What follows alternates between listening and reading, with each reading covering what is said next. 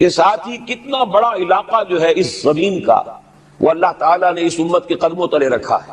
اگر آپ نے نقشہ دیکھا ہو دنیا کا تو آپ کو معلوم ہونا چاہیے کہ شمال میں جو بہت بڑا یہ نظر آتا ہے سائبیریا اور روس کا علاقہ، یہ سب غیر آباد ہے۔ اس طرح شمالی امریکہ میں بھی کینیڈا سے اوپر بڑے بڑے آپ کو بر اعظم سے نظر آئیں گے، یہ سب غیر آباد ہے۔ جو آباد علاقہ ہے دنیا کا اور جو زرخیز علاقہ ہے دنیا کا، اس کا کتنا بڑا حصہ ہے کہ جو امت محمد صلی اللہ علیہ وسلم کے قدموں تلے۔ انڈونیشیا ملائیشیا سے چلے آئیے، اس کے بعد مسلسل چاہے کہیں مسلمان اقلیت میں تھوڑے بہت ہیں، لیکن پھر بنگلہ دیش آتا ہے، بڑی عظیم اکثریت کا ملک ہے۔ پھر بھارت میں اگرچہ اقلیت میں ہے لیکن 20 کروڑ مسلمان بھارت میں اس وقت ہے۔ پھر جو پاکستان سے شروع ہوا سلسلہ، افغانستان، ایران، چلتے جائیے ادھر ترکستان، چینی ترکستان، روسی ترکستان، پھر آگے چلیے عالم عرب، افریقہ کا پورا شمالی علاقہ، افریقہ کا تقریباً سارا وسطی علاقہ، یہ سب کیا ہے؟ کتنا بڑا رقبہ ہے، اور ہر طرح کی نعمت اللہ نے دی ہے۔ اس میں نباتات بھی ہیں، اس میں معدنیات بھی ہیں، اور سب سے بڑھ کر آج کی دنیا میں جو اہم ترین شے ہے کہ پیٹرول جو ہے، تیل جو ہے، اس کے سب سے بڑے ذخائر وہ ہیں کہ جو مسلمانوں کے قدمے تلے۔ اتنی تعداد میں ہونے کے باوجود، اتنے وسائل کے پر بظاہر قابض ہونے کے باوجود، سوال یہ ہے کہ کیا آج دنیا میں امت مسلمہ کو عزت حاصل ہے یا یہ ذلیل ہے؟ اسے غلبہ حاصل ہے یا مغلوب ہے؟ اسے کوئی دنیا میں وقار حاصل ہے یا یہ بالکل بے وقار ہو کر رہ گئی؟ یہ بات ہے جو ہمارے سمجھنے کی ہے آج کیوں ذلیل کہ کل تک نہ تھی پسند گستاخی فرشتہ ہماری جناب میں۔ اس وقت صورت یہ ہو چکی ہے، آپ کو معلوم ہے کہ ہر جگہ پر پسماندگی کا نشان مسلمان ہے۔ ہمارے سارے وسائل پر دوسروں کا قبضہ ہے۔ ایک ہی شے رہ گئی تھی تیل، خلیج کا تیل، اس پر بھی آ کر امریکہ کی فوجیں ان کے سر پر بیٹھ گئی، سارا کا سارا تیل اب ان کے قبضے میں۔ ادھر خلیج کے دہانے کے دونوں طرف وہ اپنے مورچے بنا رہے ہیں تاکہ یہاں کسی کا داخلہ نہ ہو سکے۔ بڑے بڑے جتنے لوگ ہمارے ہیں ان سب کی دولت ان کے پاس ہے۔ کہنے کو تو سلطان اور برونائی دنیا کا امیر ترین آدمی ہے، لیکن دولت ہے کہاں اس کی؟ انویسٹڈ تو وہی ہے، اسی کے بینکوں میں ہے، انہی کی کمپنیوں میں ہے، کسی کے پاس کچھ نہیں ہے۔ سعودی عرب کے کوئی ڈالر دے تو کہاں ہے؟ جیسے شہنشاہ ایران کا جو اثاثہ تھا، سرمایہ تھا، جو سارا کا سارا انہوں نے جو ہے وہ فریز کر لیا، تو یہ دولت تو ساری وہی ہے۔ کہنے کو ہے کہ آپ کے اکاؤنٹ میں اتنا روپیہ ہے، لیکن سوال یہ ہے کہ وہ اکاؤنٹ پھر واقعی کس کے قبضے میں؟ پھر آپ کو معلوم ہے کس طریقے سے مسلمانوں کے ساتھ سلوک ہو رہا ہے۔ ہر جگہ پر جہاں چاہے، جس طرح چاہے انہیں ستا لیں۔ اور ان میں بھی سب سے بڑھ کر جو بات میں آپ سے کہوں گا، آج دنیا میں جتنے بڑے پیمانے پر محمد عربی صلی اللہ علیہ وسلم کی توہین و تذلیل ہوئی ہے، پوری انسانی تاریخ میں نہیں ہوئی۔ رشدی نے کتاب لکھی، بدترین حملے کیے۔ کیا رنگیلا رسول کتاب تھی جو لکھی تھی کسی ہندو نے، جس کو کہ ایک مسلمان نے پھر خنجر بھونک کر اور ہلاک کر دیا تھا، وہ تو کچھ بھی نہیں تھی۔ اس کتاب کو رنگیلا رسول کو 100 سے ضرب دیجئے تو یہ کتاب بنتی ہے سیٹنک ورسز، اور وہ ملینز نہیں بلینز کی تعداد میں شائع ہوئی۔ اس کے خلاف احتجاج اگر کسی نے کیا ہے تو ان کے اوپر جوتے پڑے ہیں، ان پر ڈنڈے پڑے ہیں۔ پوری مغربی دنیا اس کے پیچھے آ گئی ہے، سپورٹ کیا ہے۔ لے دے کے ایک ملک نکلا ایران، اس نے کم سے کم یہ کہ اس کے قتل کا فتویٰ تو دیا، لیکن کیا کرے، قتل کرنے کی تو نوبت نہیں آئی۔ پورا عالم عیسائیت اس کی پشت بنا ہے، اس کی مدد کر رہا ہے۔ یہ اتنی بڑی توہین محمد رسول اللہ صلی اللہ علیہ وسلم کی اور آپ کی ازواج مطہرات کی، اور یہ بظاہر ایک ایسے شخص کے ہاتھوں جس کا نام مسلمانوں کا سا ہے، اس کا اتنا بڑے پیمانے پر ہونا، اور پھر یہ کہ مسلمان 120 کروڑ ہونے کے باوجود کچھ نہیں کر سکتے۔ میں وہ چیزیں نہیں گنوانا چاہتا کہ 15 لاکھ جو ہیں وہ ہمارے افغان بھائی جو ہیں انہوں نے جانیں دی، فائدہ کس کو پہنچا؟ تاحال امریکہ کو، کہ اس کی جو مد مقابل قوت تھی USSR وہ ختم ہو گئی۔ اسی طریقے سے جو کچھ کشمیر میں ہو رہا ہے، ہماری بے ہمیتی بے غیرتی کا عالم یہ ہے، ہم کچھ اندر خانے تھوڑی بہت کو مدد کر کے سمجھتے ہیں کہ ہم نے فرض ادا کر دیا، جبکہ فرض تو یہ ہونا چاہیے تھا کہ ہم براہ راست اعلان کرتے اور انڈیا کو الٹیمیٹم دیتے کہ اسٹاپ دس بزنس، یا یہ کہ پھر ہم سے جنگ ہے۔ جنگ کا نتیجہ تو پھر اللہ جس کو چاہے دے گا۔ اگر انسان اللہ تعالیٰ پر اعتماد رکھتا ہو، توکل رکھتا ہو، اپنے موقف کی حقانیت پر بھی اسے یقین ہو، تو کم من فیۃ قلیلۃ غلبت فیۃ کثیرۃ، تاریخ میں ہمیشہ ہوتا آیا ہے کہ چھوٹی قوتیں جو ہیں ان کو غلبہ اللہ نے عطا کیا ہے بڑی قوتوں پر، لیکن بے غیرتی کا عالم یہ ہے، بے حمیتی کا عالم یہ ہے۔ زبانی کلامی ہم سے بڑا ہمدرد کوئی نہیں مسلمانان کشمیر کا، جس لیڈر کو دیکھو بڑھ چڑھ کر بیان دے گا، لیکن عملاً ہم کیا کر رہے ہیں؟ یہ ساری صورتحال جو میں نے آپ کو بتائی ہے، ویسے تو اب یہ کہ اگر اس میں ایک خاکہ سا میں نے آپ کے سامنے رکھا ہے اس میں رنگ بھروں تو ظاہر ہے کہ پورا گھنٹہ اسی میں لگ جائے گا، لیکن جو اس کا اصل لب لباب ہے وہ یہ ہے کہ ہم اپنی جگہ بڑے خوش ہیں کہ ہم امت مرحوم ہیں، ہم تو امت محمد ہیں صلی اللہ علیہ وسلم، ہم تو اللہ کے پیارے ہیں، ہم اللہ کے لاڈلے ہیں، ہمیں اللہ کی شفاعت، ہمیں اللہ کے رسول کی شفاعت بھی ملے گی، جنت تو گویا کہ ہمارا پیدائشی مقام ہے۔ یہ سارے جو بھی ہمارے ذہنوں کے اندر ہیں خیالات، اور یہ جو ہمارے من گھڑت عقائد ہیں، آپ سوچئے کہ جب ہم جو آبجیکٹو کنڈیشنز ہیں، گیون کنڈیشنز ہیں، جو سامنے کے حالات ہیں، ان سے جب تقابل کرتے تو معاملہ بہت مختلف ہے۔ یہ کیوں ہے؟ اصل میں سوال جب تک آپ اپنے سامنے نہیں رکھیں گے اس کا جواب جو ہے اب اس پر غور کیجئے، کیوں ہے؟ کیا اللہ تعالیٰ کو محمد الرسول اللہ کی عزت و حرمت پیاری نہیں ہے؟ کیا محمد الرسول اللہ اللہ کے پیارے نہیں ہیں، حبیب رب العالمین نہیں ہے؟ کیا اللہ تعالیٰ کو کفار سے زیادہ محبت ہے؟ کیا وجہ ہے؟ رحمتیں ہیں تیری اغیار کے کاشانوں پر، اور برف گرتی ہے تو بیچارے مسلمانوں پر۔ سائنس میں وہ آگے ہیں، مالیات پر ان کا شکنجا کسا ہوا ہے پوری دنیا پر، تہذیب ان کی ہے، تمدن ان کا ہے، ہم تو ان کے کیمپ فالوورز ہیں، نقش قدم پر چل رہے ہیں، ہم تو ان کی صرف یہ کہ نقالی کر رہے ہیں۔ تو سوچئے وجہ کیا ہے؟ کیا اللہ کو کفر زیادہ پسند ہے اسلام سے؟ کیا اللہ کو محمد الرسول اللہ صلی اللہ علیہ وسلم کی عزت و حرمت کا کوئی خیال نہیں؟ سوچنے کی بات ہے۔ ظاہر بات ہے کہ ان سوالات کا جواب تو ہاں میں آپ نہیں دے سکتے، یقیناً ایسا نہیں ہے۔ بہرحال وہ کافر ہیں، وہ اللہ کو نہیں مانتے، اللہ کے رسول کو نہیں مانتے۔ چلیے اللہ کو کسی نام سے مان لیا، گاڈ کہہ دیا، لیکن اللہ کے رسول کو تو نہیں مانتے۔ ایمان کا سارا دار و مدار تو رسالت پر ہے، اللہ کے اس کلام کو تو نہیں مانتے، اور اس کے باوجود ان کے لیے عزت ہے، رحمتیں ہیں تیری اغیار کے کاشانوں پر، برف گرتی ہے تو بیچارے مسلمانوں پر۔ یہ ایک لمحہ فکریہ ہے، یہ سوچنے کی بات ہے کہ ایسا کیوں ہے۔ اس کا جو جواب میں یا بنی اسرائیل اذکروا نعمتی التی انعمت علیکم واوفوا بعہدی اوف بعہدکم وایای فارہبون۔ بنی اسرائیل، چونکہ یہ لفظ پہلی مرتبہ قرآن مجید میں آ رہا ہے تو یہاں تھوڑی سی وضاحت کرنی ہوگی۔ ابن جو عربی میں بیٹے کے لیے آتا ہے ابن، اس میں جو شروع کا حمزہ ہے یہ در حقیقت اضافی ہے، اصل لفظ جو ہے بے نون پر مشتمل ہے، اسی لیے اس کی جمع سالم آتی ہے بنون۔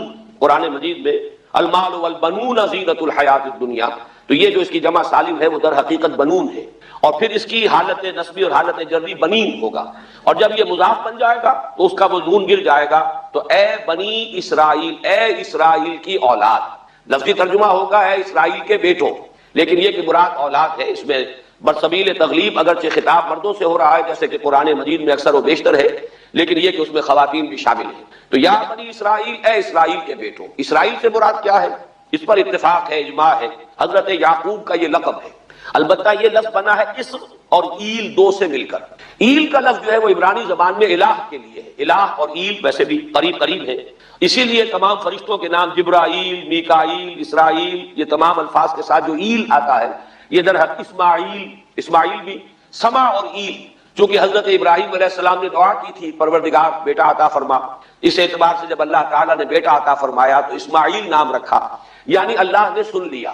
جیسے ہمارے ہاں دیہات میں یہ خاص طور پہ جانگلی علاقہ جو کہلاتا ہے، اللہ ڈوایا، اللہ سنیا، یعنی یہ اللہ نے جس کے بارے میں ہماری دعا سنی اور ہماری استدعا کو قبول فرمایا، تو یہ گویا کہ اسماعیل کے معنی یہ ہے۔ تو اسرائیل جو ہے اسر اور ایل سے مل کر بنا ہے۔ عبرانی اور عربی زبان کے بارے میں یہ اختلاف ہے، ایک رائے تو یہ ہے کہ ماں بیٹی کا رشتہ ہے، عربی زبان عبرانی سے نکلی ہوئی، لیکن زیادہ اکثر محققین کی رائے یہ ہے کہ یہ دونوں بہنیں ہیں، کوئی اور کامن زبان تھی سیمیٹک لینگویج ابتدائی جس سے کہ یہ دونوں زبانیں پھر وجود میں آئی ہیں، گویا کہ ان کے درمیان رشتہ جو ہے وہ بہنیں ہونے کا ہے، ماں اور بیٹی کا نہیں ہے، لیکن ظاہر بات ہے کہ مشابہت اور ان کے اندر جو ہے قرب جو ہے اور مناسبت وہ بہت نمایاں ہے۔ اسر کے دو ترجمے کیے ہیں، یہودی علماء تو اس پر بہت زیادہ جزم کے ساتھ قائم ہے کہ اسر سے مراد ہے بطن، یعنی رجل عظیم، جواں مرد، بہت باہمت انسان، اس لیے کہ ان کے ہاں یہ عقیدہ ہے اور بڑی تحریف جو ہوئی ہے تورات میں، اس میں ایسی ایسی باتیں بھی ہیں۔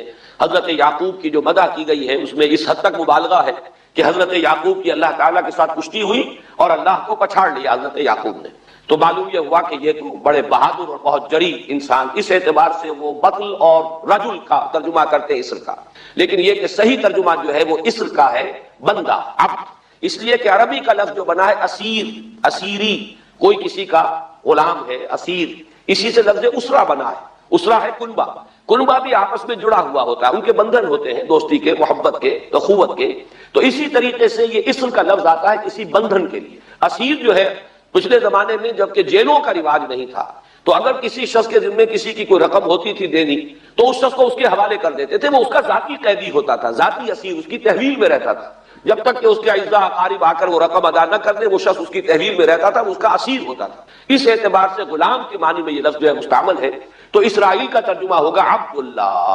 اذان تو میں عرض کر رہا تھا کہ اسرائیل کا ترجمہ ہوا عبداللہ، گویا کہ اب تک ہم نے یا بنی اسرائیل کا ترجمہ کیا اے اللہ کے بندے کی اولاد، مراد ہے حضرت یعقوب علیہ الصلوۃ والسلام۔ حضرت یعقوب حضرت اسحاق کے بیٹے ہیں، حضرت اسحاق حضرت ابراہیم علیہ السلام کے دوسرے بیٹے ہیں۔ حضرت ابراہیم کو پہلا بیٹا اللہ نے عطا فرمایا اسماعیل، اسی لیے میں عرض کر چکا ہوں سما اور ایل سے مل کر بنا ہے، جو دعا کی تھی انہوں نے، اس دعا کا پہلا جواب جو ملا ہے اللہ تعالیٰ کی طرف سے، اس کی مقبولیت کا جو ظہور ہوا وہ حضرت اسماعیل کی شکل میں۔ پھر یہ کہ حضرت سارہ کو بھی اللہ تعالیٰ نے اولاد دی اور حضرت اسحاق پیدا ہوئے۔ اس وقت یہ جو بشارت دی گئی ہے قرآن مجید میں متعدد مقامات پر آگے چل کر آئے گا کہ حضرت سارہ کے ہاں بھی اولاد ہونے کی جو بشارت حضرت ابراہیم علیہ السلام کو فرشتے دینے آئے تھے، اسی میں یہ بھی تھا کہ نہ صرف یہ کہ تمہیں ایک بیٹا عطا ہوگا بلکہ اس کے بعد پوتا بھی عطا ہوگا، گویا کہ ایک بہت جلیل قدر پوتا۔ اس اعتبار سے ایک رائے یہ ہے کہ یعقوب عقب سے بنا ہے، گویا کہ بشارت میں پہلے ہی سے شامل تھا حضرت یعقوب علیہ السلام کا ذکر بھی کہ اسحاق کے بعد اسحاق کے ہاں ایک بہت جلیل قدر بیٹے کی ولادت ہوگی اور اس کا نام یعقوب ہوگا، یعنی اسحاق کے بعد آنے والا، بیٹے کے بعد جو پوتا آتا ہے۔ لیکن یہود کی رائے یہ ہے کہ حضرت یعقوب پیدا ہوئے ہیں اپنے بھائی عیسو کے ساتھ، یہ تمام بیٹے ہیں حضرت اسحاق علیہ السلام کے، دو بیٹے پیدا ہوئے بیک وقت، جڑواں بھائی۔ پہلے حضرت عیسو کی ولادت ہوئی ہے، اور تورات کے الفاظ یہ کہ یعقوب اپنے بھائی عیسو کی ایڑیاں پکڑے ہوئے تولد ہوا، تو چونکہ حضرت عیسو کے بعد حضرت یعقوب کی ولادت ہوئی ہے تو گویا کہ اس وجہ سے ان کا نام حضرت اسحاق نے یعقوب رکھ دیا، عقب میں آنے والا، بعد میں آنے والا۔ بہرحال حضرت یعقوب علیہ السلام کی پھر 12 بیٹے ہیں جن کی تفصیل پوری موجود ہے، یہ تاریخ جو ہے بڑی ریکارڈڈ ہے، اس لیے کہ بنی اسرائیل کی یہ تاریخ جو ہے books of the old testament میں اس کی پوری تفصیل موجود ہے۔ 4 بیویاں تھی حضرت یعقوب علیہ السلام کی جن سے 12 بیٹے ہوئے، 3 بیویوں سے 10 بیٹے تھے، اور سب سے چھوٹی بیوی سے 2 بیٹے تھے حضرت یوسف اور بنیامین، اور ان دونوں سے حضرت یعقوب علیہ السلام کو بڑی محبت تھی۔ حضرت یوسف سے چونکہ یہ تاریخ شروع ہوتی ہے اس اعتبار سے کہ انہیں ان کے بھائیوں نے کنویں میں ڈالا، پھر اللہ تعالیٰ نے وہاں سے ان کے نکلنے کا سامان کیا، پھر مصر پہنچایا، پھر مختلف مراحل سے گزار کر انہیں وہاں ایک بہت اونچی پوزیشن تک پہنچایا، تو حضرت یوسف علیہ السلام سے اس اعتبار سے ان کی تاریخ شروع ہوتی ہے۔ 1906 قبل مسیح میں حضرت یوسف علیہ السلام کی پیدائش ہے، جہاں تک صحیح اندازہ کیا جا سکا ہے۔ یوں سمجھیے کہ آج سے تقریباً 4000 سال قبل یہ حضرت یوسف کی پیدائش ہے، اور حضرت یوسف پڑ پوتے ہیں حضرت ابراہیم کے، ان میں اگر آپ 200-250 سال کا اور اضافہ کریں تو آج سے کوئی 4,2500 سال قبل کی شخصیت بنتے ہیں حضرت ابراہیم علیہ السلام۔ حضرت یوسف کے زمانے میں پھر جیسے کہ وہ تفصیل سورہ یوسف میں آئے گی، یہ پورا خاندان آ کر کنعان میں تھے، لیکن وہاں سے آ کر مصر میں آباد ہو گئے۔ مصر میں ان کا بڑا اعزاز ہوا، اکرام ہوا۔ اس کے خاص حالات تھے کہ مصر میں اس وقت جو بادشاہت تھی وہ اصل مصر کے لوگوں کی نہیں تھی، بلکہ یہ بھی سیمیٹک لوگ تھے جو جا کر جنہوں نے عراق وغیرہ کے علاقے سے ہی جا کر انہوں نے فتح کیا تھا مصر کو، لہذا انہیں فرعون نہیں کہا گیا قرآن مجید میں، وہ فرعونہ کا خاندان نہیں ہے، بلکہ وہ تاریخ میں ہکس آف کنگز کہلاتے ہیں۔ تاریخ مصر میں وہ 15واں خاندان کہلاتا ہے وہاں کے بادشاہوں کا، 15th ڈائنیسٹی، اور یہ چونکہ لوکل نہیں تھا اس لیے ان کو فرعون نہیں کہا جائے گا، بلکہ یہ ہکس آف کنگز چرواہے بادشاہ تھے کہ جو عرب کے علاقوں سے آئے تھے، جزیرہ نما سے، اور وہاں سے وہ چرواہے تھے۔ ان کا تو پیشہ ظاہر بات ہے، صحرا میں کیا ہوتا ہے، بھیڑیں بکریاں پالنا، لیکن انہوں نے آ کر مصر کو فتح کیا، وہاں ان کی بادشاہت ہو گئی۔ محسوس ایسا ہوتا ہے کہ ایک سیاسی پہلو موجود تھا، وہ جو بادشاہ مصر نے جس طریقے سے اعزاز کیا ہے حضرت یوسف علیہ السلام کا، پھر جو اختیار دیا، جو اقتدار دیا، جو ان کو حیثیت دی، پھر انہیں اجازت دی کہ اپنے پورے خاندان کو بلا لیں، اور پھر مصر کا بہترین جو زرخیز ترین علاقہ تھا وہ انہیں عطا کر دیا کہ یہاں آباد ہو جاؤ، جشن کا علاقہ، یہ گوشن بھی کہتے ہیں، جشن بھی کہتے ہیں۔ یہ جو نائل کا ڈیلٹا ہے کہ جو جا کر آپ کو معلوم ہے کہ دریا جو ہیں جب بہت سی شاخوں میں تقسیم ہو جاتے ہیں سمندر میں گرنے سے قبل، تو وہ ڈیلٹا جو ہے زرخیز ترین علاقہ ہوتا ہے۔ آرٹیفیشل اریگیشن کے اور نظام تو تھے نہیں، جہاں دریا ہی چھوٹی چھوٹی نہروں کی شکل اختیار کر لے وہاں گویا کہ وہ فطری طور پر جو ہے بڑے وسیع رقبے کے اندر اریگیشن ہو سکتی ہے۔ تو اس ڈیلٹا کے علاقے میں بہترین علاقہ ان کو دیا گیا، وہاں آباد ہو جاؤ۔ وہاں یہ رہے ہیں گویا کہ پیرزادوں کی حیثیت۔ ابھی ان کے پاس کوئی شریعت نہیں، ابھی کوئی کتاب نہیں ملی، ابھی صرف یہ ایک خاندان ہے، حضرت ابراہیم کی نسل کا ایک خاندان ہے۔ اس لیے کہ حضرت ابراہیم کی نسل میں حضرت اسماعیل کی نسل ہے کہ جو عرب میں آباد ہو چکی، ان کی نسل میں پھر حضرت اسحاق کے بیٹوں میں سے بھی عیسو کی نسل وہ اور جگہ پر آباد ہو چکی۔ اس اعتبار سے یوں نہ سمجھیے کہ نسل ابراہیم صرف ان پر مشتمل ہے۔ اسی طرح بنی قطورہ تیسری جو آپ کی اہلیہ تھی، ان کی اولاد بھی، تو گویا کہ یہ بہت وسیع حلقہ ہے جو اولاد ابراہیم کا ہے۔ تو اولاد ابراہیم میں سے ایک شاخ ہے جو آ کر، یعنی حضرت یعقوب کے 12 بیٹے اور حضرت یعقوب بھی آ کر یہاں آباد ہو گئے، اور یہاں پھر یہ کچھ عرصے تک تقریباً 100-150 برس تک تو بڑے عیش میں رہے۔ یہ تقریباً یوں سمجھیے کہ 1850 قبل مسیح میں ان کا داخلہ ہوا ہے مصر کے اندر، اور وہاں پر 150 برس جو ہے انہوں نے بڑے عیش میں گزارے ہیں۔ یہ پیرزادے تھے، اس لیے کہ بادشاہ معتقد ہو چکا تھا حضرت یوسف علیہ السلام کا، اگرچہ یہ تو ثابت نہیں ہوتا کہ وہ ایمان لایا ہو حضرت یوسف علیہ السلام پر، اس کا کوئی ثبوت نہیں، لیکن معتقد تھا، اور ان کی نیکی کا، پارسائی کا، شرافت کا، ذہانت کا، صلاحیتوں کا اعتراف پوری قوم کو تھا، جس طریقے سے کہ انہوں نے اس ملک کی جو نیا ہے اس کو جس طرح پار لگایا ہے، وہ شدید ترین قحط کا جو ایک دور آیا اس میں سے، اور جتنا بہترین انتظام کیا اس کی بنا پر ان کی صلاحیتوں کے سب معترف تھے۔ تو وہ 130 برس کی عمر میں غالباً ان کا انتقال ہوا ہے، اور 80 برس تک انہوں نے مصر پر، گویا کہ جو سب سے زیادہ با اختیار شخص وہاں تھا بادشاہ کے بعد، بادشاہ اپنی جگہ پر تھا، لیکن یہ کہ جو بادشاہ کے بعد سب سے زیادہ با اختیار شخصیت تھی وہ حضرت یوسف کی تھی 80 برس تک۔ اور اس عرصے میں، اور پھر یہ 150 برس جو میں نے عرض کیا ہے کہ اس میں یہ خوب پھلے پھولے، ان کی اولاد جو ہے وہ کثرت کے ساتھ پھیلی، لیکن اس کے بعد وہاں پھر ایک انقلاب آیا۔ اس انقلاب کو آپ کہیں گے جیسے کہ مختلف ممالک میں آتا ہے، اب سنز آف دی سوائل، جو اس ملک کے رہنے والے تھے، اصل آبادی قبطیوں کی، انہوں نے بغاوت کی اور ہکسوس کنگز کو نکال دیا، وہ خاندان ختم ہو گیا۔ جب وہ چلے گئے تو جو ہکسوس کنگز کے یہ گویا کہ بہت ہی منظور نظر تھے، اور یہ مراعات یافتہ طبقہ تھا بنی اسرائیل کا، حضرت یعقوب کی اولاد کا، اب ان پر عتاب شروع ہوا، اب ان کا زوال آیا۔ تو یوں سمجھیے کہ تقریباً 400 برس اس کے بعد ان کے بڑی ہی شدت کے اور بڑی سخت غلامی کے، رفتہ رفتہ اس میں شدت پیدا ہوتی گئی ہے، لیکن یہ ہے کہ یہ 400 برس اس لیے کہ پھر 1300 قبل مسیح میں 550 برس بعد پھر ان کا ایکسوڈس ہوا ہے مصر سے، جب حضرت موسیٰ علیہ السلام کو اللہ تعالیٰ نے مبعوث فرمایا، پھر حضرت موسیٰ علیہ السلام ان کی نجات کا ذریعہ بنے، اور پھر مصر سے لے کر وہ انہیں نکلے ہیں، معجزانہ انداز میں ہی سمندر کو پھاڑ کر ان کے لیے اللہ نے راستہ بنایا ہے، قدم قدم پر معجزوں سے ان کی تائید کی ہے۔ کھانے پینے کے لیے صحرائے تیہ میں کچھ نہیں تھا تو من و سلوہ دیا ہے، پانی پینے کے لیے نہیں تھا تو ایک ضرب سے چٹان میں سے 12 چشمے جو ہے اللہ تعالیٰ نے بہا دیے کہ 12 قبیلے ہیں آپس میں لڑے نہ، کہیں پانی پینے پلانے پہ جھگڑا اور کہیں گھوڑا آگے بڑھانے پہ جھگڑا، قبائلی زندگی میں یہ بڑا سینسیٹیو ایشو ہوتا ہے، لہذا قد علم کل اناس مشربہم، ہر قبیلے کے لیے ایک گھاٹ معین ہو گیا، تمہارا چشمہ یہ ہے، تمہارا چشمہ یہ ہے، ایک ضرب سے 12 چشمے پھوٹ گئے۔ پھر انہیں وہاں کوہ طور کے قریب پڑاؤ ڈال کر ان کو وہاں چھوڑ کر حضرت موسیٰ علیہ السلام جو ہے اللہ تعالیٰ کی طلبی پر کوہ طور پر گئے ہیں، وہاں تورات عطا ہوئی۔ تو تورات کے عطا کیے جانے کے بعد اب سمجھیے کہ اب ان کی حیثیت ایک امت کی بن گئی، کتاب پر امت کی تشکیل ہوئی۔ یہ امت مسلمہ قرآن مجید کی بنیاد پر امت ہے، جب یہ کتاب دی گئی ہے اس کی بنیاد پر ایک شریعت دی گئی ہے، کتاب دی گئی ہے، کتاب ہدایت ہے، تو اس نے امت کی شکل اختیار کی۔ یہی وجہ ہے کہ لفظ امت جو ہے قرآن مجید میں صرف مکی صورتوں کے اندر، مدنی صورتوں میں استعمال ہوا ہے۔ کنتم خیر امت اخرجت للناس، سورہ آل عمران میں، کذالک جعلناکم امۃ وسطا لتکونوا شہداء علی الناس ویکون الرسول علیکم شہیدا، یہ سورہ بقرہ میں آگے چل کر آ جائے گا۔ تو اصل میں جیسے تشکیل امت جو ہوئی ہے وہ در حقیقت مدنی دور میں آ کر ہوئی ہے جبکہ شریعت عطا کی جا رہی ہے۔ اسی طریقے سے یہ ایک خاندان تھا، حضرت ابراہیم کی نسل کی ایک شاخ، اس نے امت کی حیثیت اختیار کی ہے جبکہ صحرائے تیہ میں جب ان کا قیام تھا، اور اس صحرائے سینا میں، اور وہاں پر پھر حضرت موسیٰ علیہ السلام کو تورات دی گئی اور شریعت دی گئی، تب سے یہ امت ہے، اور یہ ہے 1300 قبل مسیح۔ 610 عیسوی میں، اب سمجھیے 1300 وہ جمع کیجئے، 610 یہ جمع کیجئے، 1910 برس بعد پھر حضور صلی اللہ علیہ وسلم پر قرآن مجید کی وحی کا آغاز ہوا، اور 622 میں حضور نے ہجرت فرمائی، اور اس کے بھی کوئی 2 سال یا 1 سال کے بعد جو ہے یہ آیات نازل ہو رہی ہیں جو ہم اس وقت پڑھ رہے ہیں۔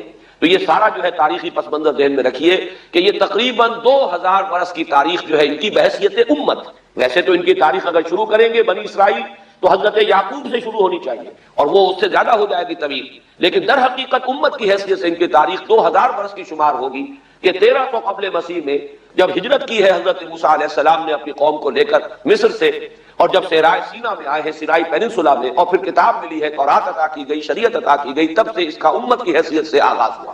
ایک بات اور نوٹ کر لیجئے، ان کو امت مسلمہ کیوں نہیں کہا گیا؟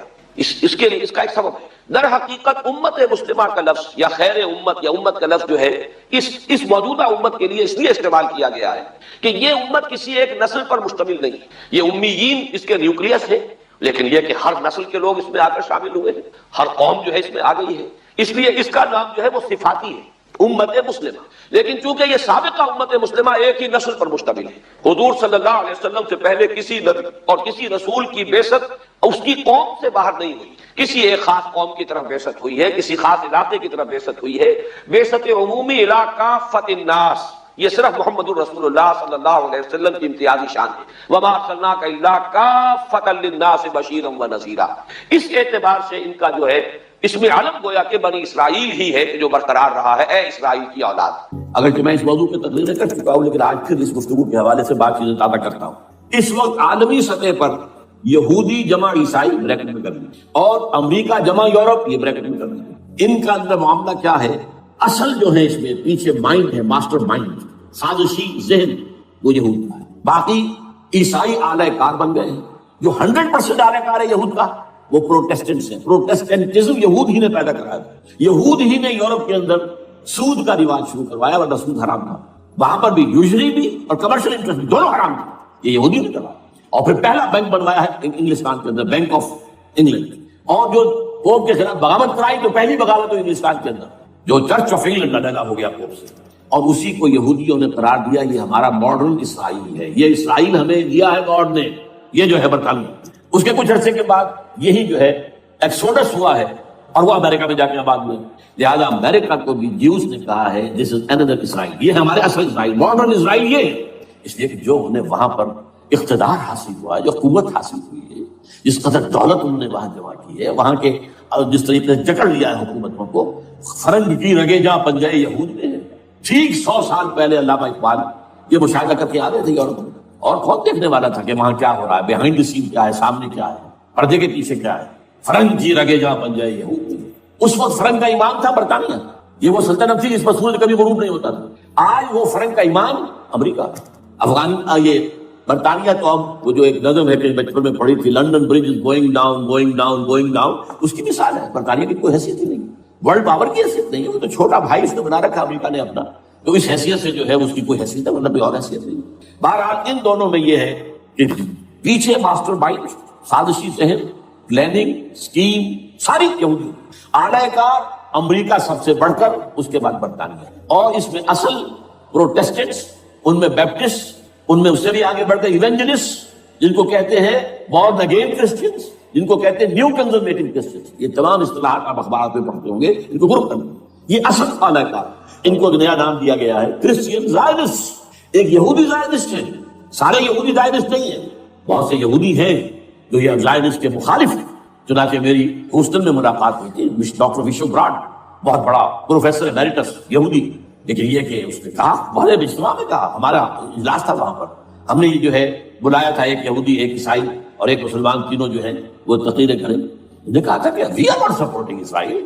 اس نے وہ عیسائی جو آیا ہوا تھا پروفیسر، اس نے کہا they are supporting Israel, we are not supporting اسرائیل۔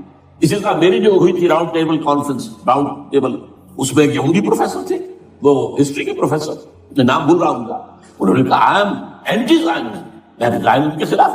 تو زائنسٹ جو ہے اصل میں ایک سیکولر یہودیوں کی تحریک ہے، اور اس کے سب سے بڑے سپورٹرز کرسچین زائنسٹ وہ امریکہ میں بیٹھے ہوئے۔ تو یہ ہے صورتحال۔ یہ جان لیجیے کیتھولکس جو ہیں یہ اتنے پرو یہودی نہیں ہیں، اب رفتہ رفتہ وہ بھی اس کے اندر آ کر شامل ہو گئے۔ یورپ جو ہے زیادہ Catholics, Roman Catholics, Roman Catholics کا یہ بھی آپ نے جملہ پڑھ سنا ہوگا کہ جو ترکی جو ہے ہمارا ملک، یہ جو کوشش کرتا رہتا ہے گھسنے کی یورپین یونین کے اندر، تو ایک دفعہ جان شراق نے کہا تھا، بڑا پیارا جملہ تھا، why doesn't Turkey understand that we are a Christian club؟ یہ ہماری جو یونین ہے یورپین، یہ تو کرسچین کلب ہے، وہ مسلمان ہے، وہ کس وجہ سے آنا چاہتا ہے، کیوں تو داخل ہونا چاہتا ہے؟ why doesn't Turkey understand that we are a Christian club؟ لیکن یہ ہے رومن کیتھولکس، اور ان کا میں بعد میں آپ کو بتاؤں گا۔ یہی آپ کو معلوم ہے کہ یورپ نے عام طور پر اسرائیل کا اتنا ساتھ نہیں دیا جتنا جو امریکہ دیتا رہا، اور کسی درجے میں ان کے دلوں میں سافٹ کارنر جو ہے عرب فلسطینیوں کے لیے بھی رہا ہے۔ یہ معاملہ ایران کے بارے میں بھی رہا ہے، جس قدر اسٹرانگ ایکشن امریکہ لینا چاہتا ہے، یہ جو ہے اس کے ساتھ نہیں ہے۔ یہ دونوں کا فرق ہے، وہ میں اس کا ایک بنیاد بعد میں بتا دوں گا۔ بہرحال ان کا ایک جو ایجنڈا ہے وہ دو سمجھیے کہ دو اس کے نکات ہیں، دو رسیوں کے مانند یہ آپس میں بٹا ہوا ہے۔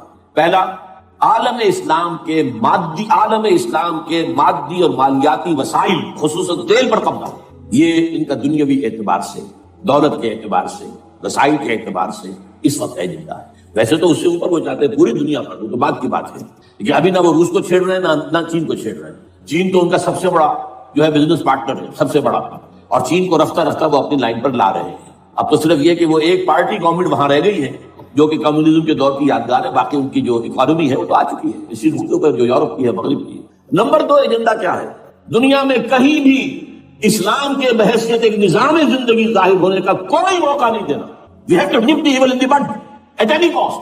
یہ ان کے ایجنڈے کا دوسرا بنا ہے۔ یہ دو ہیں انٹرٹوائنڈ، جیسے آپ لڑیوں کو بٹ دے کر رسی بناتے ہیں، ایسے یہ دو لڑیے ہیں۔ اسلام کا پولیٹیکل سوشل اکنامک سسٹم کہیں نہ آ جائے، ہونا جائے آشکارا شان پیغمبر کا، یہ ابلیس نے کنکلوڈ کیا، مجھے ابلیس کی بندش شورا ہے، ہونا جائے آشکارا شان پیغمبر، کہیں ایسا نہ ہو کہ پیغمبر کی شریعت دنیا کے سامنے آ جائے، پیغمبر کا نظام آ جائے۔ الحذر، آئین پیغمبر سے 100 بار الحذر، حافظ ناموس زن، مرد آزما مرد آفری، یہ معاشرت کی نظام ہو گیا۔ موت کا پیغام ہر نوع غلامی کے لیے، نہ کوئی فخور و خاکہ نہ گدائے رہنشی، یہ سیاسی نظام آ گیا، اور کرتا ہے دولت کو ہر آلودگی سے پاک و صاف، منعموں کو مال و دولت کا بناتا ہے امین۔ تم دولت کے امین و مالک نہیں ہو، اور اس سے بڑھ کر اور کیا فکر و عمل کا انقلاب، بادشاہوں کی نہیں اللہ کی ہے یہ زمین، ان الارض للہ، یہ نظام کہیں نہ آ جائے، یہ ہے جس پہ کہ وہ خطرہ محسوس کر رہا تھا۔ اور اس کے بعد یہ کہتے ہیں یہ تو تھا عصر حاضر کے تقاضے، لیکن یہ کہ صورتحال کیا ہے؟ ہونا جائے آشکارا شان پیغمبر کہیں ہے یہی، یہ معاملہ اس طرح رکھو کہ خود مومن ہے محروم یقین، یہ غنیمت ہے کہ خود مومن ہے محروم یقین۔ ہمیں اگر کوئی سہارا ملتا ہے تو اس سے کہ مومنوں کو بھی، نام نہاد مسلمانوں کو بھی اپنے اس نظام پر یقین ہے، وہ نماز پر یقین رکھتے ہیں، روزے پر رکھتے ہیں، زکوٰۃ کو بھی جو بھی اللہ تعالیٰ نے جس کو توفیق دیتا ہے، حج کرتے ہیں، عمرے کرتے ہیں، یہ ہے سب، لیکن یہ کہ یہ غنیمت ہے، چشم عالم سے رہے یہ پوشیدہ یہ آئین تو خوب، وہ ابلیس کہتا ہے کہ یہ آئین چشم عالم سے پوشیدہ رہنا چاہیے، یہ غنیمت ہے کہ خود مومن ہے محروم یقین۔ ہمارے لیے جو ہے اگر کوئی سانس لینے کی جگہ ہے تو وہ یہ ہے، حوصلہ افزائی اگر ہے تو اس میں ہے کہ خود مومن محروم یقین ہے، اس کے سامنے وہ راستہ ہے ہی نہیں۔ اب لیجیے یہودیوں کے ایجنڈے کو میں تجزیہ کر رہا ہوں۔ سب سے پہلے world bank, IMF، globalisation, TRIPS, ان تمام ہتھ کنڈوں کے ذریعے عالمی مالیاتی استحکام جو بظاہر امریکہ کا ہوگا حقیقت یہود کا ہوگا۔ یہودیوں کے نزدیک پوری نوع انسانی حیوانوں کے مانند ہے، they are not human beings, they are goyim, they are Gentiles، یہ انسانی شکل میں حیوان ہیں، اور جیسے حیوانوں کو ایکسپلائٹ کرنا، استعمال کرنا انسانوں کا حق ہے، گھوڑے کو آپ باندھتے رہے ہیں نا ٹانگے کے آگے، اور بیلوں سے آپ ہل جتواتے رہے ہیں، تو جیسے یہ حق ہے ایسے ہمارا حق ہے پوری دنیا کے جو ہے وسائل کو کھینچے۔ ہاں جیسے گھوڑے اور بیل کو بھی کچھ نہ کچھ دانا تو ڈالنا پڑتا ہے، چارہ دینا پڑتا ہے، تو ان کو بھی کچھ دو، یہ پوری نوع انسانی ورکرز بن کر رہ جائے، حیوان بن جائے، بالکل شہوت کے غلام بنا دو انہیں، اخلاقی اقدار کا بیڑا غرق کر دو، خاندانی نظام کو تہمارا کر دو۔ یہ باقاعدہ جو protocols of the elders of the Zion سب میں موجود ہے لکھا ہوا، جو 1897 میں انہوں نے پاس کیا اپنا پروگرام، بیسل سوئٹزرلینڈ کا ایک شہر ہے، protocols of the elders of the Zion. ان کو حیوان بنا دو، بس حیوانوں سے کام لیتے رہو، ہاں ان کی کمائی کا کچھ حصہ ان کے لیے چھوڑ دو، وہ بھی زندہ رہیں، وہ بھی آخر کام کیسے کریں گے، اور اصل جو ہے ملائی کھینچ دو اپنے اس نظام کے ذریعے سے۔ World bank, IMF، stock exchange, TRIPS, globalisation, اس کے ذریعے سے عالمی مالیاتی استحکام۔ نمبر 2 ایک ہے ان کا ایجنڈا، یہ تو عالمی ہے، دوسرا ایجنڈا کیا ہے؟ وہ لوکل ہے، وہ کیا ہے؟ گریٹر اسرائیل کا قیام، جس میں مصر کا سارا زرخیز علاقہ شامل ہوگا، جو ڈیلٹا کا علاقہ کہلاتا ہے اس کا، جہاں کے اس وقت کے بادشاہ نے، حضرت یوسف علیہ السلام کے زمانے کے بادشاہ نے، وہ فرعونہ کے خاندان میں سے نہیں تھا، وہ عرب تھا، عربوں ہی سے کسی وقت کوئی قوم آئی تھی جو کہ مصر پر قابض ہو گئی تھی، اس نے حضرت یوسف کے خاندان کو لا کے وہاں آباد کیا، بہترین گشن کا علاقہ کہلاتا، بہترین، وہ کہتے ہیں ہمارا ہے، ہم رہے وہاں کئی 100 برس تک رہے، عراق ہمارا ہے، وہاں ہمیں قید میں رکھا گیا، نبوکدنصر دے گیا تھا، عرب کا شمالی حصہ جو ہمارا ہے، وہاں خیبر میں یہودی قلعے تھے، اور وہاں مدینے کے اندر جو ہے 3 قبیلے یہودی تھے جنہیں محمد نے صلی اللہ علیہ وسلم وہاں سے نکال باہر کیا تھا، جارڈن وارڈن، یہ ترکی کا بھی کچھ حصہ ہمارا ہے، باقی پورا لبنان اور پورا فلسطین، یہ سب اس کے اوپر بنے گا ایک گریٹر اسرائیل، دیسی لوگ کر کے، اور اس کے لیے ضروری ہے ایک بہت بڑی جنگ، ایسے آسانی سے نہیں ہو جائے گا، آرمگیڈون، جس کو حضور نے فرمایا الملحمۃ العظمیٰ، الملحمۃ الکبریٰ، بہت بڑی جنگ، جس کی خوفناکی اور تباہناکی کا اندازہ اس سے کیجیے. حضور فرماتے ہیں کہ اگر ایک باپ کے 100 بیٹے یا ایک دادا کے 100 پوتے ہوں گے تو ان میں سے 99 ختم ہو جائیں گے، ایک بچے گا. اور ایک جگہ فرماتے ہیں اتنی اموات ہوں گی، اتنی لاشیں ہوں گی کہ ایک نفاست پسند پرندہ جو ہے، جو گندگی پہ نہیں اترنا چاہتا. ایک تو ہے یہ کوے، چیلیں، گدھ، وہ تو گندگی کی تلاش میں مردار کھانے کے لیے، وہ تو لاشوں کو نوچ رہے ہیں. وہ پرندہ جو ہے نفاست پسند پرندہ، وہ نہیں اتر سکے گا، اڑتا اڑتا چلا جائے گا، لیکن لاشوں کا سلسلہ ختم نہیں ہوگا، یہاں تک کہ تھک ہار کر لاشوں پر گر جائے. یہ دور نہیں ہے، اس لیے کہ اس پر متفق ہیں یہودی بھی اور عیسائی. پروٹسٹنٹس عیسائی اس کے پوری طرح متفق. آرمیگڈون، جسے آپ تھرڈ ورلڈ وار کہہ لیں، الملحمۃ العظمیٰ کہہ لیں، الملحمۃ الکبریٰ کہہ لیں، حضور کے الفاظ میں یہ آئے گا. اس کے نتیجے میں گریٹ اسرائیل بنے گا. نمبر 3 پھر بنے گا تھرڈ ٹیمپل، جو ٹائٹس نے گرا دیا تھا 70 میں، سن 70 عیسوی، جسے گرے ہوئے کتنا عرصہ ہو گیا؟ 2008. اندازہ کر لیجیے 1800 کتنے برس ہو چکے. وہ دوبارہ بنائیں گے تھرڈ ٹیمپل، اور اس کے لیے مسجد اقصی کو گرائیں گے اور ڈوم آف دی راک، قبۃ الصخرہ، وہاں لا کر پھر اس میں کنگ ڈیوڈ's تھرون لا کے رکھا جائے گا. یہ بھی میرے علم میں پہلی مرتبہ اسی ٹرمپٹ کی سالت سے آیا. وہ کیا ہے؟ حضرت داؤد کا.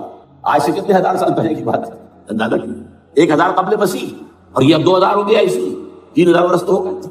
وہ کیا تھا؟ ایک پتھر تھا جس پر بٹھا کر حضرت داؤد کی تاج پوشی کی گئی. پھر اسی پر حضرت سلیمان کی تاج پوشی، پھر اسی پر ان کے بادشاہ آتے رہے، تاج پوشی ہوتی گئی. ٹائٹس نے جب گرایا ہے سن 70 عیسوی میں، یروشلم کو برباد کیا، 1,33,000 یہودی ایک دن میں قتل کیے، ایک دن، باقی نکال دیا، بھاگ آیا. اس کو کہتے ہیں diaspora, that started in 70 AD. یہ منتشر ہو گیا، جس کا جال سی سمایا چلا گیا، یورپ میں چلے گئے، شمالی افریقہ میں، مسلمان ملکوں میں، انڈیا میں آ گئے، ایران میں آ گئے، سب وہاں سے نکال دیے ڈائسپورا. بہرحال وہاں سے وہ ٹائٹس وہ پتھر لے گیا، وہ روم میں لے گیا. روم سے کسی طرح وہ آئرلینڈ پہنچ گیا. آئرلینڈ پیور کیتھولک ملک ہے، آپ کو معلوم ہے، اور وہاں پر پروٹیسٹنٹس کی اور کیتھولکس کی جنگیں ہوتی رہتی. کبھی بھی شیعہ سنی مسلمانوں کی اس طور سے خانہ جنگی نہیں ہوئی ہے جیسے کہ وہاں ان دو عیسائیوں میں کیتھولکس اور پروٹیسٹنٹس میں ہوتی. وہ رومن کیتھولک ملک ہے. وہاں سے وہ انگلینڈ میں آیا. انگلینڈ میں جب آ گیا، بلکہ وہاں سے اسکاٹ لینڈ سے انگلینڈ میں پھر اس کو ایک کرسی کے اندر اس کی سیٹ کی حیثیت سے بنا کر ایک تھرون کی شکل دے دی گئی. اور وہ جو ویسٹ منسٹر ایبے ہے، برطانیہ کے پارلیمنٹ کے ساتھ جو چرچ ہے، ویسٹ منسٹر ایبے، وہاں اس کو لا کے رکھ دیا گیا. اس وقت سے برطانیہ کے بادشاہوں اور ملکاؤں کی تاج پوشی وہاں ہوتی ہے. تو ایک یہ ہے کہ پھر اس کو لا کر وہاں رکھیں گے. اب یہاں سے اختلاف ہے، یہ نوٹ کریں. یہاں تک عیسائیوں کا یہودیوں کا ایجنڈا ایک، یہاں اختلاف. یہودیوں کے نزدیک ان کا مسیح آئے گا اور وہ وہاں بیٹھ کر پوری دنیا پر راج کرے گا. وہ مسیح جس کی خبر دی گئی تھی شروع کی کتابوں میں، جو تورات کی ابتدائی کتابیں ہیں، وہ تو حضرت مسیح کی شکل میں آ گئے. دی پروفیسی واز فلفلڈ. یہودیوں نے نہیں مانا، انہیں تو قرار دیا جادوگر ہے، کافر ہے، مرتد ہے، ولد الزنا ہے، اور اپنے بس پر سولی پر چڑھا دیا. وہ دوسری بات ہے، اللہ نے کیا کیا، وہ ایک علیحدہ مسئلہ. چنانچہ یہ کہ دی سچویشن از ویکنٹ، وہ مسیحا کی جگہ ابھی باقی ہے ان کی، and they are waiting for ہم. تو وہ آئے گا اور وہ یہاں اس تخت داؤد پر بیٹھ کر پوری دنیا پر. عیسائیوں کا کہنا کیا ہے کہ در حقیقت حضرت مسیح نازل ہو گئے، سیکنڈ کمنگ آف جیسس، جس کو ہم بھی مانتے ہیں. اگرچہ ہوگا کیسے، حالات و واقعات کا کیا ہمارے نزدیک رنگ ہے، ان کی مختلف ہے، وہ میں اس کو بیان نہیں کر سکتا. حضرت مسیح علیہ السلام پہ اس تخت پر بیٹھیں گے ان کے عیسائیوں کے مطابق. چنانچہ پوپ جو مر گیا ہے، پال سیکنڈ، اس کو یہ ٹرمپٹ والے کہتے ہیں شیطان. اور ان کا کہنا یہ ہے کہ اس شیطان نے the old ancient Roman holy Roman empire کو ریوائیو کیا ہے یونائٹڈ یورپ بنا کر. اور ان کا مقصد کیا ہے کہ یہ فلسطین میں ایک رومن کیتھولک حکومت قائم کرنا چاہتے ہیں. یہودی اپنی حکومت چاہتے جو ہے، اور وہ اپنی حکومت چاہتے ہیں. یہ ان کا کہنا ہے. یہ میں نہیں جانتا کہ اس میں کس حد تک ایک دوسرے پر الزام درست ہے. لیکن جیسے کہ آپ کو معلوم ہے کہ انڈونیشیا کے اندر بھی ہوا تھا، ایک جزیرے کو تقسیم کر دیا، ایک حصہ جو ہے اس کا وہ رومن کیتھولک ریاست بن گیا. خشان نائجیریا میں بھی اس طرح کا معاملہ ہوا ہے تھوڑے علاقے کے اندر، وغیرہ وغیرہ. تو یہ ہے. لیکن بہرحال یہ ان کا. عیسائیوں کا معاملہ کیا ہے؟ میں نے جیسا کہ بتایا کہ یہ تو اس ایجنڈے کے اندر متفق ہے، اور عیسائی بھی ورلڈ ڈومینیشن، مالیاتی جو ہے استعمال، اس کے لیے کوشش ہے. لیکن ان کے نزدیک حضرت عیسیٰ ابن مریم آئیں گے علیہ السلام اور وہ حکومت کریں گے. اس پورے ڈرامے کا اسکرپٹ پورا یہودیوں کا لکھا ہوا، اور انہی کی سازش اس پورے ڈرامے کے پیچھے. البتہ بظاہر اس ڈرامے کا بڑا کریکٹر جس سے آپ ہیرو کہیں وہ امریکہ ہے، اور اس کے تابع یورپ بھی ہے. یہ ہے عالمی سطح پر معاملہ اس وقت. ویسے میری 2 کتابیں جو ہے اس پر کتابچے ہیں. 4 سال پہلے میں نے اسی مقام پر 2 تقریریں کی تھی. ایک موجودہ عالمی حالات اور اسلام کا مستقبل. وہ دوسرا حصہ جو میں اس وقت نہیں چھیڑ رہا، ہوگا کیا اصل جس میں یہ ہے کہ کہیں اسلامی ریاست قائم ہو، خلافت کا نظام قائم ہوگا کہاں ہوگا یہ میں نہیں پتا. حضرت مہدی کا ظہور ہوگا، وہ آئیں گے عرب کے اندر. پھر یہ ہے کہ وہ جو گریٹر اسرائیل کے خلاف جہاد ہوگا، اور اللہ کرے گا کہ رفتہ رفتہ یہ ممالک جو ان سے لے لیے جائیں گے، یہاں تک کہ بالآخر ایک یہودی اعلان کر دے گا میں ہوں مسیح، جس کو کہ عیسائی بھی کہتے ہیں اینٹی کرائسٹ، اور یہ کہتے ہیں یہ بیپٹسٹ بھی کہ اینٹی کرائسٹ جو ہے وہ یہودی ہوگا. جبکہ کچھ عرصے پہلے بہت بڑا پروپیگنڈا ہوا تھا کہ اینٹی کرائسٹ جو ہے، دجال جو ہے وہ تو مسلمان ہوگا، نہیں، لیکن وہ کہتے ہیں کہ ہوگا یہودی ہوگا. اور پھر اس یہودی کو قتل کریں گے حضرت مسیح، دی ریئل مسیح، اصل مسیح جو اٹھا لیے گئے درمیان میں، وہ آئیں گے اور ان کے ہاتھوں دجال بھی قتل ہوگا، اور پھر مسلمانوں کے ہاتھوں ایک ایک یہودی ختم ہوگا. پھر ایک عالمی اسلامی ریاست قائم ہوگی حضرت مسیح کے ہاتھوں، اور وہاں پر حضرت مسیح ایک حدیث میں آتا ہے 40 برس تک پوری دنیا پر حکومت کرے. بہرحال یہ دوسرا پکچر ہے جو ہمارے سامنے، میں اس وقت کی تفصیل میں نہیں جا رہا، جو ان کے سامنے پکچر ہے وہ میں نے آپ کو بیان کر. اب اس میں تجزیہ کیجئے افغانستان پر حملے کا اصل سبب جو میں نے دو بتایا نا، دو لڑیاں ہیں ان کے ایجنڈے کی. ایک اسلام کہیں ظاہر نہ ہو جائے، اسلام کا نظام ظاہر نہ ہو جائے، اور ایک مسلمانوں کے مالیاتی خاص طور پر تیل کے وسائل پر قبضہ. اب افغانستان میں کیا ہوا ہے، یہ سارا معاملہ تھا اسلام کا راستہ روکنے کے لیے کہ یہاں تو اسلام ایک شکل دکھا رہا ہے اپنی، اور اگر انہیں موقع مل گیا تو یہ تو ایک ایسی ویلفیئر اسٹیٹ قائم کر دیں گے. زکات کا نظام قائم ہو جائے گا تو اعلیٰ ترین ویلفیئر اسٹیٹ قائم ہو جائے گا. اور اگر یہاں پر جو ہے یہ ساری سزائیں نافذ ہو گئی، معاشرہ کرائم فری ہو جائے گا، لوگوں میں محبت ہوگی، مساوات ہوگی، اور یہ کہ عام لوگوں کے لیے ویلفیئر ہوگا. اور یہ سامنے نظام آ گیا تو پھر ہمارا یہ نظام کیپیٹلزم یہ کہاں رہے گا؟ اس کو تو منہ چھپانے کی جگہ نہیں ملے گی. لہذا افغانستان پر حملے کا اصل موٹیو یہ ہے. البتہ یہ ساتھ ہی یہ بھی تھا کہ افغانستان کے راستے سے سینٹرل ایشین اسٹیٹس جو ہیں ان سے پائپ لائنیں لا کر اور وہ پھر کہیں گوادر کے آس پاس سمندر تک لائے جائے تاکہ ہم وہاں کے جو ہے ڈرین کر سکیں جو تیل اور گیس کے ذخائر ہیں سینٹرل ایشین اسٹیٹس کے اندر جو مسلمان اسٹیٹس ہیں. تو اس کے لیے راستہ جو ہے وہ لینا چاہتے تھے افغانستان سے. اب وہ جہاں تک افغانستان کا تعلق ہو تو ان کے قبضے میں ہے، جب چاہے کر لیں. اب پاکستان کا معاملہ جو تھا وہ جیسا کہ میں نے کہا کہ اس کا راستہ وہ رک گیا جبکہ انہیں واپس جانا پڑ گیا. لیکن انہوں نے افغانستان میں کوشش کی طالبان کے زمانے میں. یونیکول جو ہے ان کی سب سے بڑی جو ہے کمپنی ہے، اس نے مذاکرات کیے. وہ دیکھ کر حیران رہ گئے کہ یہ ان پڑھ، یہ ملے ملاٹے جو ہیں یہ تو بڑے ٹف بارگینر ہیں. اس طریقے سے پاؤں جما کر طالبان نے جو ان کے ساتھ مذاکرات کیے ہیں اور ان سے اپنی شرطیں پیش کی ہیں کہ وہ گھبرا کر بھاگ گئے. یہ صورتحال بھی تھی افغانستان پر قبضہ کرنے میں. لیکن یہ ہے کہ اصل کیا تھا کہ وہ اسلام کی کوئی شکل دنیا کے سامنے نہ آنے پائے جو ان کا میجر ہے. اسی لیے پورا عالم کفر جمع ہے، امریکہ، یورپ، روس، چین، سب جمع. بھارت تو ہے ہی ہے، یہ سب جمع. آپ نے یاد ہو گیا جب لال مسجد کا حادثہ ہوا ہے اور ہمارا یہ بدبخت اور بدمعاش انسان اس نے صرف خود جان بوجھ کر اسے بڑھایا، ایک پھنسی کو پھوڑا بنایا، اس نے پھر شگاف کیا اور شاباش لی ہے. امریکہ سے شاباش آ گئی، نیٹو سے شاباش آ گئی، رشیا سے شاباش آ گئی، چائنا سے شاباش آ گئی. وہ چونکہ محسوس کر رہا تھا کہ اندرون ملک تو میری اب کشتی ڈگمگا رہی ہے، ڈاواں ڈول ہے. I have to have more support from outside. اور for that I have to do it. کہ دیکھو میرے عین قلب میں پاکستان کے یہ پھوڑا نکل آیا تھا، یہ بنیاد پرستی کا اور یہ شدت پسندی کا اور یہ تنگ نظری کا اور یہ فلاں کا اور یہ دہشت گردی کا. اور میں نے دیکھو کیسے اس میں چیرا دیا، کتنے لوگوں کو ختم کر دیا. اچھا اس میں یہ بھی ذہن میں رکھیے کہ افغانستان کے بارے میں یہودیوں کے علم میں ہے کہ حضور کی حدیث کیا ہے. حضور کی حدیث ہے یخرج من خراسان رایات سود، خراسان کے علاقے سے کالے جھنڈے لے کر فوجیں چلیں گی. لا يردها شيء، کوئی طاقت ان کو رخ نہیں موڑ سکے گی حتی تنصب بإیلیا، یہاں تک کہ وہ آ کے بیت المقدس میں جھنڈے گاڑ دیے جائیں. دے نو اٹ، یہ جان لیجیے یہ لوگ پڑھے لکھے لوگ ہیں. میں آپ کو ایک واقعہ سناتا ہوں. جب 1967 میں یہودیوں کو فتح ہوئی بہت بڑی اور پورا یروشلم اب ان کے قبضے میں آ گیا، ایسٹ یروشلم جو کہ ابھی یارڈن کے قبضے میں تھا. تو جب موشے دایان تھا وہ کھانا وہ داخل ہوا فاتح کی حیثیت سے، تو اس کے ساتھ ایک ربائی تھا، بہت بڑا چیف ربائی یہودیوں کا، بہت بڑا عالم، اور وہ رو پڑا تھا. تو فتح کا وقت، خوشی کا، رویا. So this is the beginning of the end, یہ الفاظ آئے اخبارات میں. گویا کہ اب یہ آخری ڈرامہ جو ہے شروع ہو گیا ہے. وہ آخری ڈرامہ انہیں معلوم ہے ان کی تباہی پر ختم ہو رہا ہے. اس میں حضرت مسیح کے نزول کے بعد یہ ٹرمپٹ والا بھی لکھتا ہے کہ 80% یہودی قتل ہو جائے گا. اور میں سمجھتا ہوں کہ 20% اگر صحیح ہے اس کی بات، تو وہ ہوں گے جو اب حضرت مسیح پر ایمان لے آئے گے. باقی 80% اپنے اس کفر پر اڑے رہیں گے اور قتل ہوں گے. اسی طرح حضور کی ایک حدیث ہے کہ جب یہودیوں کا قتل عام ہو رہا ہوگا، اگر مسلمان قتل کریں گے تو اگر کسی درخت کے پیچھے یہودی چھپا ہوگا تو درخت پکارے گا اے مسلمان، یا عبداللہ آؤ ادھر، یہ میرے پیچھے یہودی چھپا ہوا، قتل کرو اسے. کسی پتھر کے پیچھے چھپے گا تو پتھر بولے گا، سوائے ایک درخت غرقد کے، غرقد یہودیوں کے درخت سے وہ پناہ دے گا۔ اور آج اسرائیل میں سب سے بڑی پلانٹیشن غرقد کی ہے، they know it۔ اسی لیے افغانستان، خراسان، یہ افغانستان کا ہارٹ ہے افغانستان۔ اور یہ بھی جان لیجیے ہمارا جو مالاکنڈ سے اوپر کا علاقہ ہے یہ بھی خراسان کا حصہ ہے، اولڈ خراسان، جیسے گریٹر خراسان کہا جاتا ہے ہسٹری میں۔ ایک میں نے ایرانی سے پوچھا تھا اس کے بارے میں، تو اس نے کہا خراسان ہمارا ایک صوبہ ہے۔ میں نے کہا وہ تو مجھے معلوم ہے، جس کا دارالخلافہ مشہد ہے اور یہ ان کا مقدس شہر ہے، وہ تو اسے مکے کی طرح سمجھتے ہیں۔ بہرحال میں نے کہا میں پوچھ رہا ہوں پرانا خراسان بزرگ، تو خراسان بزرگ کا انہوں نے بتایا پورا افغانستان اس میں شامل ہے۔ اور پھر یہ اسٹیٹس جو ہیں سینٹرل ایشین اسٹیٹس اور ایران کا ایک حصہ اور پاکستان کا ایک حصہ، یہ جو مالاکنڈ کا، اور یہ بڑی معنی بات ہے کہ وہی مالاکنڈ سے تحریک چلی ہے جو اصل تحریک ہے طالبان پاکستان، وہ سوات سے چلی۔ بہرحال اس وجہ سے، اس پہلو سے یہ جو ہے افغانستان پر حملے کا سب سے بڑا سبب وہ تھا۔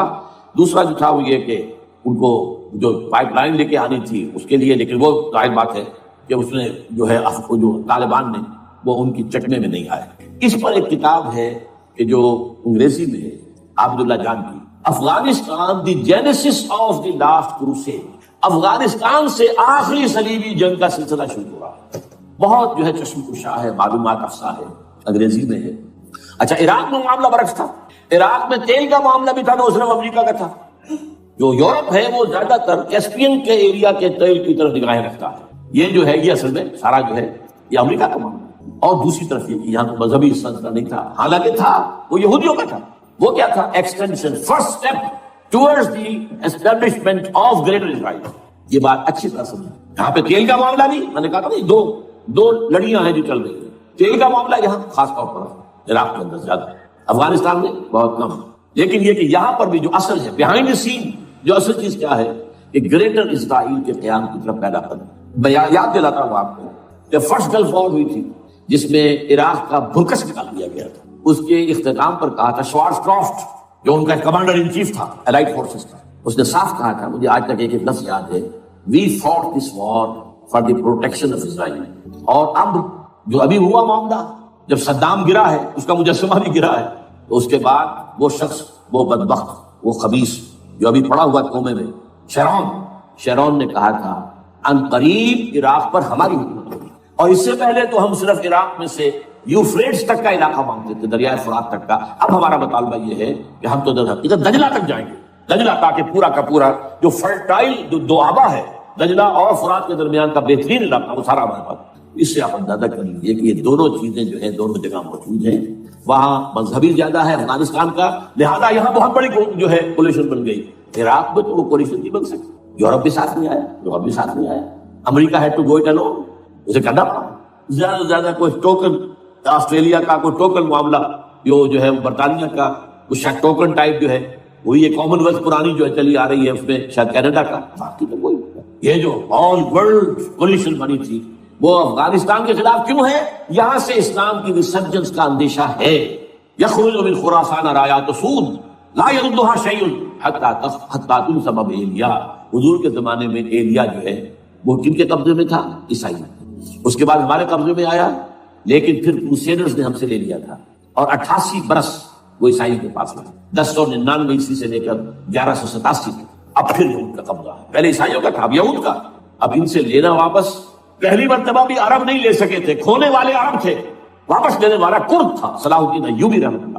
اب بھی کھونے والے عرب ہیں، مصر اور شام اور اردن، تینوں کا مقابلہ کیا اس نے، اسرائیل نے، اور قبضہ کیا پورے ویسٹ بینک پر، گولان ہائٹس پر، سینائی پیننسولا پر، اور یہ کھو دیا ہم نے اپنے ہاتھ سے۔ اور اب بھی عربوں میں تو کوئی دم نہیں ہے، کوئی جان نہیں ہے، ان کو عیاشیوں نے، دولت مندی نے بالکل تباہ و برباد، کھوکھلا کر کے رکھ دیا۔ بہرحال یہ جو چیزیں میں نے آپ کو بتائی ہیں، یہ تو وہ پلانز ہیں جو سب شیاطین جن و انس کے پروگرام ہیں۔ وہ جیسے کہ کبھی کہا تھا خمینی صاحب نے، شیطان بزرگ، دی گریٹسٹ شیطان، امریکہ، اصل میں امریکہ، اور اس کے پیچھے حقیقت میں یہود، سامنے امریکہ، پیچھے یہود۔ بالفعل کیا ہوگا یہ تو پھر اللہ ہی جانتا ہے کیا ہوگا۔ وَمَكَرُوا وَمَكَرَ اللَّهُ، کافر اپنی چالیں چلتے ہیں، اللہ اپنی چال چلتے ہیں۔ اور سَنَسْتَدْرِجُهُم مِّنْ حَيْثُ لَا يَعْلَمُونَ وَأُمْلِي لَهُمْ إِنَّ كَيْدِي مَتِينٌ۔ اے نبی آپ گھبرائیں نہیں، ہم ان کافروں کو رفتہ رفتہ وہاں سے لے آئیں گے جہاں سے آپ کو بھی، جہاں سے انہیں احساس تک نہیں ہوگا کہ یہ تو گرفت میں آ رہے ہیں، ٹریپ ہو رہے ہیں، اور ابھی ذرا میں انہیں ڈھیل دے رہا ہوں۔ میں املا املی لہم ان کیدی متین، میری چال بہت مضبوط۔ وہ اللہ کیا کرے گا وہ میں نے آپ کو بتایا، جھلک دکھا دی ہے۔ انشاءاللہ اسی علاقے میں پاکستان اور افغانستان، اور اس کا ہارٹ ہوگا یہ پشتونستان، سرحد اور مشرقی افغانستان مل کر پشتونستان، پشتون اسی مشرقی اس میں پاکستان کا مغربی صوبہ ہے، شمال مغربی سرحدی صوبہ، یہ ہارٹ، اور پھر پاکستان اور افغانستان انشاءاللہ یہی ہوگا۔ اور پھر یہ کہ یہاں سے فوجیں جائیں گی جو حضرت مہدی کی حکومت جمائیں گی عرب کے اندر۔ عربوں میں جان نہیں ہے کہ وہ مہدی کی حکومت کو جما سکے۔ یخرج ناس من المشرق یؤتون للمہدی یعنی سلطانہ، مشرق کی طرف کے کسی ملک سے فوجیں آئیں گی جو مہدی کی حکومت قائم کرے، عربوں میں دم نہیں۔ بہرحال ہوگا کیا وہ میں نے کہا کہ یہ تو اللہ کے ہاتھ میں ہے۔ اب یہ کہ کرنا کیا چاہیے، یہ ہے میری تقریر کا آخری حصہ۔ دیکھیے ذوالفقار مرزا نے جو کچھ کہا اور سید قائم بن شاہ، میں خوشائند سمجھتا ہوں کہ طالبانائزیشن اور ہے، اسلامائزیشن اور ہے، ٹھیک ہے۔ چلیے آواز مکی اور مدینہ طالبانائزیشن کے اندر